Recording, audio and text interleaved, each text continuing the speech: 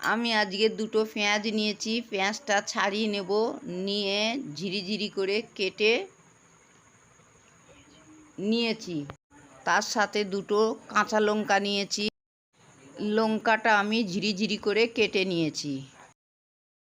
এক টুকরো রুটি নিয়ে নিয়েছি, আমি আজকে ডিম টোস্ট বানাবো। বন্ধুরা, আমি দুটো ডিম নিয়ে নিয়েছি, ডিম দুটো ফাটিয়ে নিয়ে নেব কাঁচা লঙ্কা পেঁয়াজের সাথে, নিয়ে ভালো করে মিক্স করে নেব যাতে ভালো হয়ে মিক্স হয়ে যায়। পরিমাণ মতন লবণ দিলাম, দেবার পরে একটা চামচ নিলাম, নিয়ে ভালো করে ফেটে নেব। যতটা ভালো করে ফাটবো ডিম পাউরুটি ততটা ভালো হবে। বন্ধুরা, তোমরা এইভাবে ঘরে ভালো করে ফেটে নিও।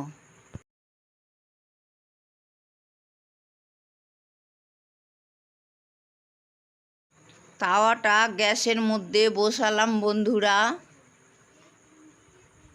তাওয়াটা গরম হয়ে গেল, পরিমাণ মতন তেল দিয়ে দিলাম, দিয়ে খুন্তি দিয়ে ভালো করে তাওয়ার মধ্যে মিক্স করে দিলাম।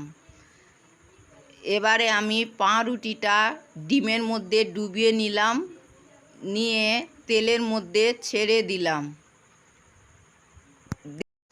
পেঁয়াজ কুচিটা পাউরুটির মধ্যে দিয়ে দিলাম, যে ডিমটা ছিল সেইটাও পাউরুটির মধ্যে দিয়ে দিলাম, দিয়ে তেল দিয়ে দেব যাতে ভালো করে পাউরুটিটা চারিদিকে মিশে যায়। এবারে আমি খুন্তি দিয়ে ভালো করে পাউরুটিটা উল্টে দেব, দেবার পরে ওই ওপারে পাউরুটিটা লাল লাল মতন হবে। এইভাবে ডিম টোস্টটা তৈরি করতে হয় বন্ধুরা। তোমরা এইভাবে বাড়িতে বানিয়েও খুব সুন্দর টেস্টি হবে।